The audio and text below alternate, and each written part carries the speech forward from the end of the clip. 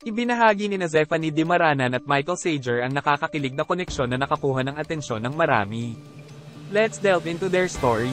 Sino nga ba si Michael Sager? Si Michael Sager ay isang espesyal na tao sa buhay ni Zephanie. Itinuturing niya itong matalik na kaibigan at pinapurihan siya nito na nag-aambag ng kaligayahan sa iba't ibang bahagi ng kanyang buhay.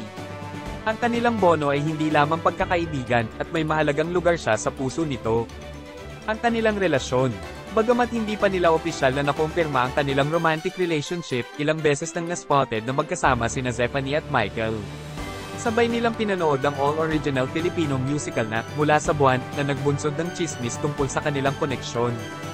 Zephanie ay playfully inilagay ang kanilang relasyon sa isang scale ng 1 hanggang 10, hinteng sa posibilidad ng batang pag-ibig. Nang tanungin kung saan napapabilang si Michael sa kanyang mga prioridad, pamilya, mahal sa buhay, career, at pananampalataya, nabanggit niya na kabilang siya sa kanyang mga mahal sa buhay, lalo pat nagtutulungan din sila.